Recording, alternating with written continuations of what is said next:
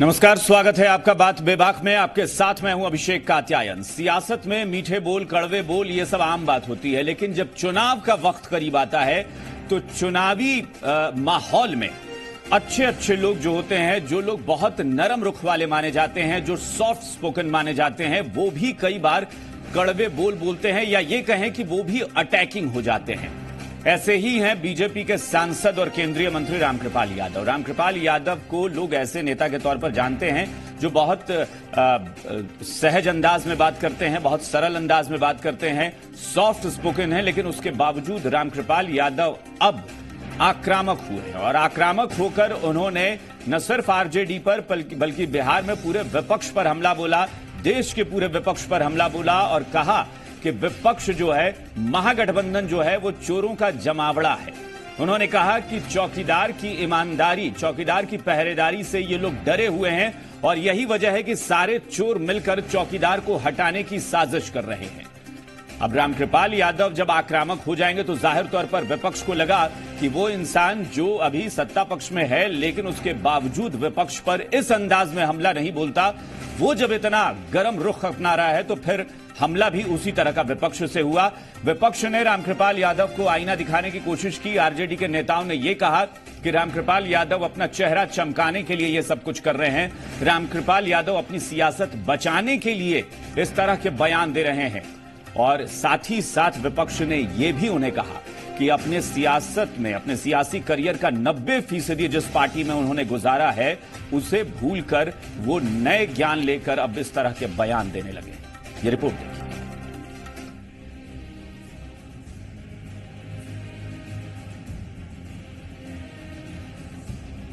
चौकीदार हटेंगे, हटने वाले हैं, ये सब लोगों को जेल में ठूसने का काम करेंगे। बीजेपी सांसद और केंद्रीय मंत्री रामकृपाल यादव ने महागठबंधन के खिलाफ जोरदार हमला बोला है। भ्रष्टाचार के मुद्दे पर महागठबंधन पर बयानों से तीखा हमला किया है। ऐसे शब्द बाण छोड़े हैं जो महागठबंधन को खूब चुभ रहे हैं। तो क्या रामकृपाल बिहार में भ्रष्टाचार को मुद्दा बनाना चाहते हैं, या फिर हुंकार के जरिए रामकृपाल चेहरा चमकाने में जुटे हैं? कल तक नरम छवि रखने वाले रामकृपाल आक्रामक क्यों हो गए हैं? क्या 19 की लड़ाई के लिए रणभूमि तैयार कर रहे हैं? उनके बयानों से यही लग रहा है, क्योंकि जब से आरजेडी से वो निकले हैं उसके बाद भी उन्होंने कभी आरजेडी पर सीधे तौर पर निशाना नहीं साधा, लेकिन अब वो खुलकर मैदान में आ गए हैं। गठबंधन खतरा, कोई है वोट देने वाला महागठबंधन को? ये कौन लोग जानते हैं कि नहीं? ये वही लोग हैं जो अभी तक अलग अलग डफली, अलग अलग राग में गाते रहे, बजाते रहे। इन लोगों को कहीं अता पता नहीं रहेगा। और सब चोर लोग हैं, ये जितना गठबंधन वाला लोग है ना, सब चोर है। जितना चोर है सब इकट्ठा होकर कहता है चौकीदार के हटाओ, चौकीदार के हटाओ। चौकीदार हटेंगे, हटने वाले हैं, ये सब लोगों को जेल में ठूसने का काम करेंगे। अभी तक धीरे धीरे जा रहे हैं ना लोग, ये लोग बखलाहट में हैं। रामकृपाल का बयान क्या आया? सूबे में सियासत तेज हो गई, उनके बयानों पर पलटवार होने लगा है। कांग्रेस से लेकर आरजेडी उन्हें 2014 से पहले की राजनीति की पाठशाला की याद दिला रहे हैं, और पूछा कि राजनीति का ककहरा कहां सीखा, क्या उसे भूल गए? यहां नए स्कूल में कुछ नया सीखा है। मैं तो यही कहना चाहता हूं कि ये रामकृपाल जी कहां थे 2014 के पहले? ये रामकृपाल जी कहां थे और किसके साथ थे? ये तो किसी को बताने की आवश्यकता नहीं थी। जब इनका टिकट कटा तो ये बीजेपी में, फिर मैं वही बात कहता हूं कि बीजेपी गंगा हो गई। कोई भी उसमें आदमी अपराधी हो, चाहे कोई हो, आकर नहा ले तो वो पाक साफ हो जाता है। दीजिए तो किसी को भी जेल भेज सकते हैं, किसी को देशद्रोह के नाम पर, किसी को करप्शन का नाम पर। हम तो सबसे बड़े उदाहरण है कि कुछ भी मसला हो ना हो, हमें आप कानूनी रूप से। और मुझे दुख इस बात का है कि रामकृपाल जी अपने राजनीतिक जीवन का 90% अंश हम ही लोगों के बीच में बिताए। ठगों के बीच में थे आप क्या? चोरों के बीच में थे क्या आप? इतना नहीं होना चाहिए अपनी राजनीति की डूबती नैया को बचाने के लिए। वैसे पन्नों को पलटिएगा तो रामकृपाल की 90% राजनीति का करियर लालू के साथ ही बीता है, और जब अब चुनाव की घड़ी आई है तो रामकृपाल ने उसी पार्टी को निशाने पर लिया है जहां से राजनीति के गुर सीखे। तो क्या राजनीति चमकाने के लिए रामकृपाल अब नई रणनीति के साथ मैदान में आएंगे? दिल्ली से आसिफ के साथ धीरज ठाकुर, जी मीडिया, पटना।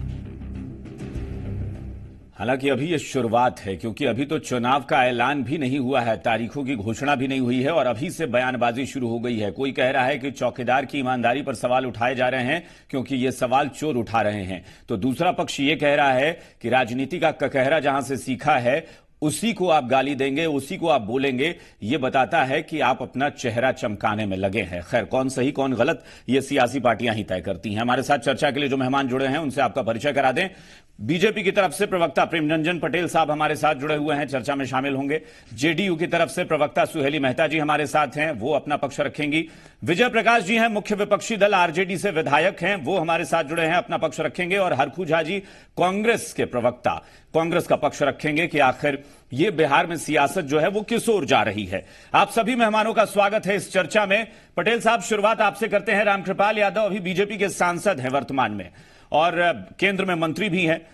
रामकृपाल यादव को माना जाता है कि बहुत आक्रामक नहीं होते हैं, बहुत सहज अंदाज में बात करते हैं, लेकिन जिस आक्रामकता के साथ, जिस एग्रेशन के साथ उन्होंने बात की है, और इशारा सीधे तौर पर लालू प्रसाद थे, क्योंकि उन्होंने कहा कि अभी तो शुरुआत हुई है, अभी और लोग जेल में ठूंसे जाएंगे।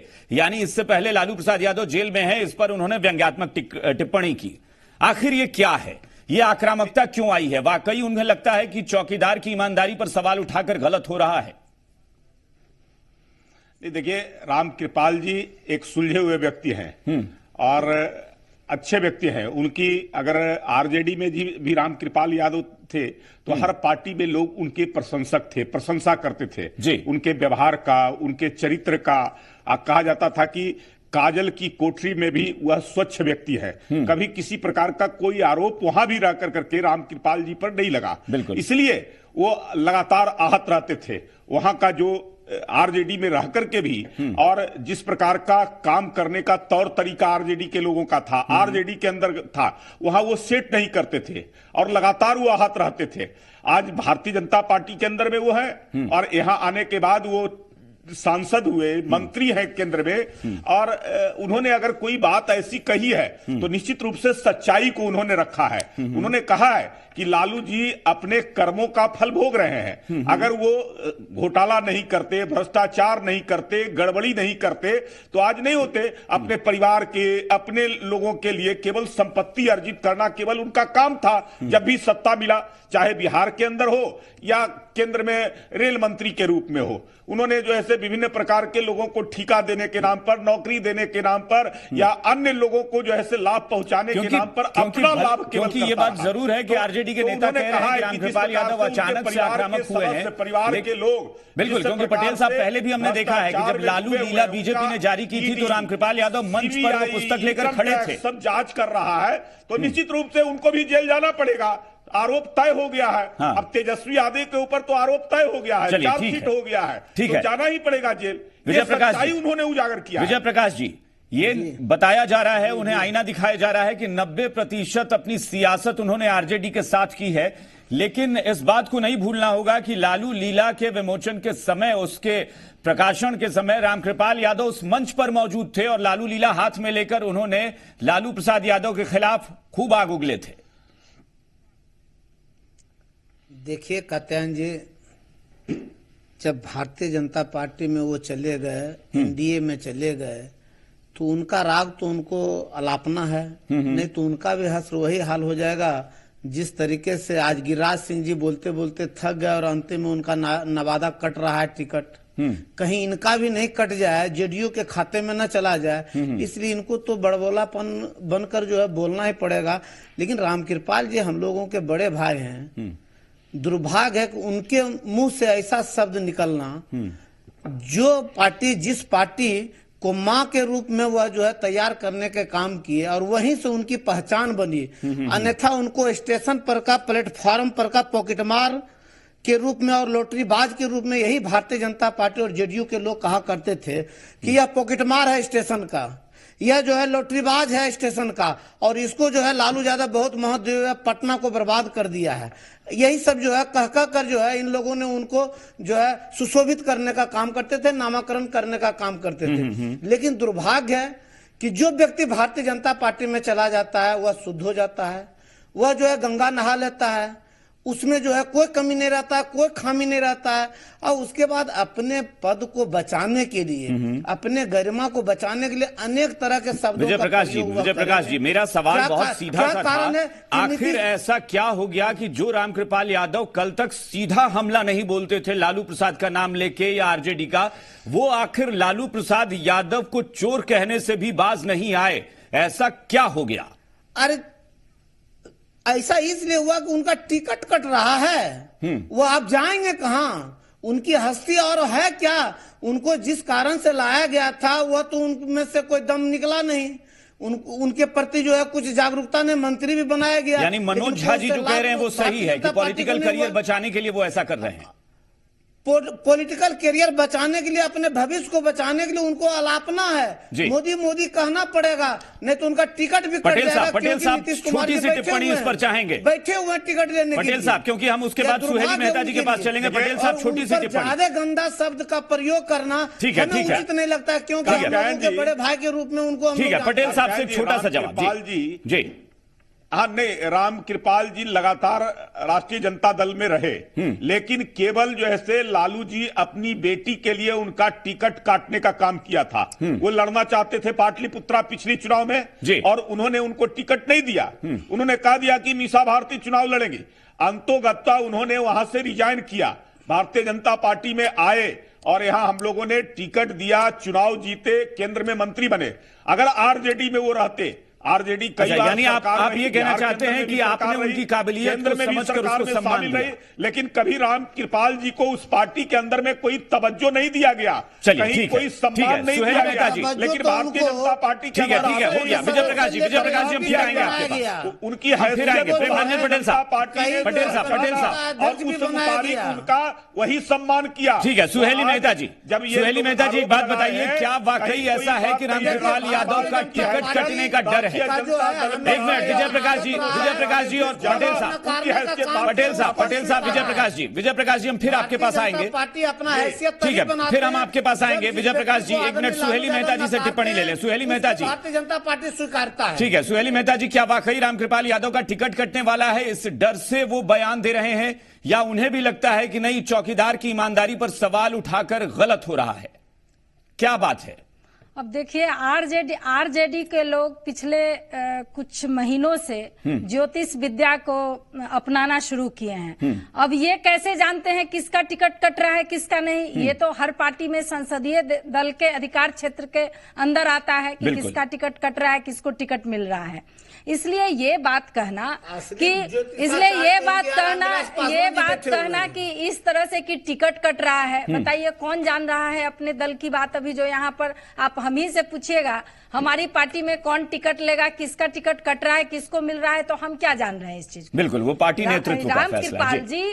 राम कृपाल जी चूंकि बहुत दिनों तक शुरू से ही आरजेडी में रहे हैं और वो बहुत करीब से उसको देखे हैं, इसलिए जो भी उन्होंने कहा है, जो देखा है वो कहा है उन्होंने यहाँ पर, तो ये कौन सी बड़ी बात है? और जहां आपका प्रश्न है कि पहले कभी नहीं बोलते थे, आज कुछ ऐसा प्रश्न कर दिया होगा आप लोगों ने तो उनको ये इस तरह की बातें बोलनी पड़ी। जो उन्होंने देखा वो बोला, तो इसमें कोई बहुत बड़ी बात तो नहीं है। मतलब उन्हें ये एहसास हो रहा है कि एक ईमानदार व्यक्ति जो अपने आप को देश का चौकीदार कह रहा है, उस पर विपक्ष सवाल उठा रहा है, वो गलत है।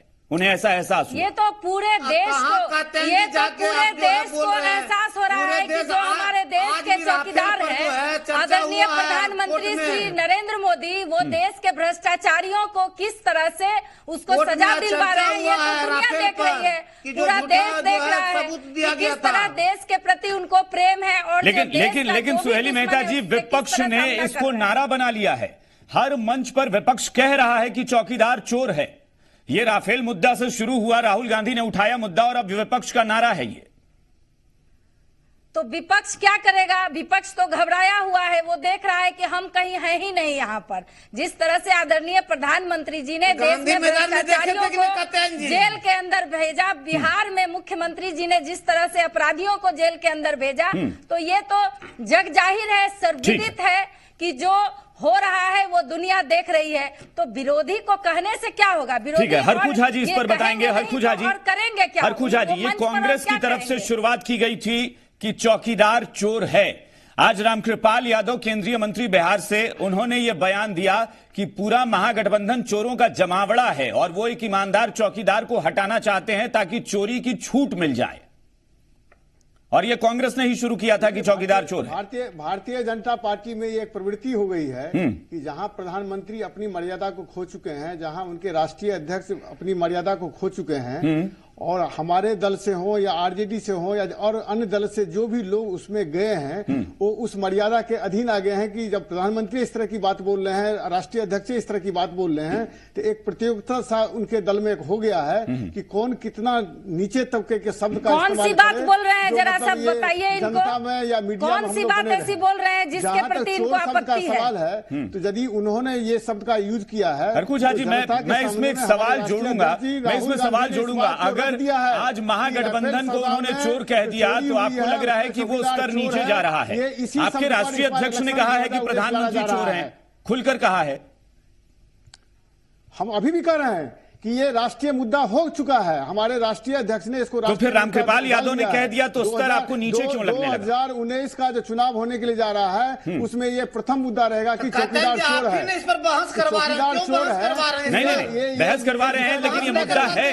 मुद्दा अगर ये है कि अगर आप कहते हैं कि चौकीदार चोर है तो वो नहीं, आप कहते हैं चौकीदार चोर है तो वो सही। अगर रामकृपाल यादव ने कहा तो वो निम्न स्तर आपको क्यों लग रहा है? आप इसको तवज्जो ही नहीं देते रामकृपाल जी का, रामकृपाल जी के शब्दों का तवज्जो ही नहीं देते। अरे आप खुद कह रहे हैं कि आपने उनको कहरा सिखाया है, तो फिर आपकी पार्टी के नेता रहे हैं वो। कहरा नहीं, अरे हाथ पकड़कर राजनीतिक सिखाए हैं राष्ट्रीय जनता दल में रामकृपाल यादव को। हमसे बेहतर रामकृपाल यादव को कोई नहीं जानता होगा। या तो लालू प्रसाद यादव जी जानते होंगे, या तो हमारे परिवार के सदस्य हमारे बड़े भाई जयप्रकाश, इसीलिए उनको वहां तवज्जो नहीं मिला, कभी कोई पद नहीं मिला, कभी कोई सम्मान नहीं मिला। उनको जब पाटलिपुत्रा से टिकट देने की बात आई तो कहा गया कि मीसा भारती लड़ेंगे, लालू के परिवार के सदस्य लड़ेंगे, बेटी लड़ेंगी। रामकृपाल यादव इतने पुराने, इतने बड़े विजय प्रकाश जी, जो पटेल साहब कह रहे हैं, कहीं वो टीस तो नहीं है, कहीं वो टीस तो नहीं है कि रामकृपाल यादव को दरकिनार करके पार्टी ने अपने परिवार से फैसला किया कि मीसा भारती को टिकट मिले? कहीं वो गुस्सा तो नहीं निकाल रहे? नहीं, दरकिनार तो अडवाणी जी को कर दिया गया भारतीय जनता पार्टी में, दरकिनार तो मुरली मनोहर जोशी को कर दिया गया, ऐसे बड़े बड़े हस्ती को दरकिनार कर दिया गया। मरते दम तक अटल बिहारी वाजपेयी जी का नाम नहीं लेना चाहते थे, ऐसे लोगों को दरकिनार किया गया। और रामकृपाल यादव जी को तो जो बनाया उसके अंदर रहना था। जब मन होगा हम टिकट देंगे, नहीं देंगे टिकट, या जो है हमेशा जो है उन्हीं को फायदा मिलना चाहिए क्या? प्रेमरंजन पटेल साहब, नेतृत्व ने फैसला लिया, टिकट नहीं दिया। पटेल साहब, रामकृपाल यादव को दरकिनार नहीं किया गया था आरजेडी में, ये तो उनका कहना है, लेकिन सवाल यही है कि रामकृपाल यादव, ये नेतृत्व का फैसला है। पति, साला, बेटा, बेटी, बस यही सब जो ऐसे है उस पार्टी के अंदर में, और दूसरा कोई नहीं है, दूसरा किसी को नहीं। बड़े बड़े नेता वहां हैं, पुराने नेता हैं, कई लोग, के बेटा को उन लोगों को कोई महत्व नहीं मिला। आपने देखा होगा पिछले बार जब सरकार में शामिल हुए तो किसी ऐसे व्यक्ति को नहीं बनाया गया जो पुराने नेता था। श्री नारायण यादव जैसे नेता थे, कई ऐसे बड़े बड़े नेता थे वहां, जगदानंद सिंह जैसे नेता थे, किसी को मंत्री नहीं बनाया गया, केवल अपने बेटों के बीच में बांटा गया। और ये विजय प्रकाश जी गौर कीजिएगा, ये पटना में ऐसा नहीं है कि सिर्फ रामकृपाल यादव के साथ हुआ है। आरजेडी में रंजन प्रसाद यादव भी थे, वो भी निकल गए, वो उन्होंने भी लालू प्रसाद यादव के खिलाफ बोला कि लालू प्रसाद यादव ने निराश किया है। तो क्या वही वजह है कि रामकृपाल यादव भी आज आक्रामक होकर लालू प्रसाद पे हमला बोल रहे हैं?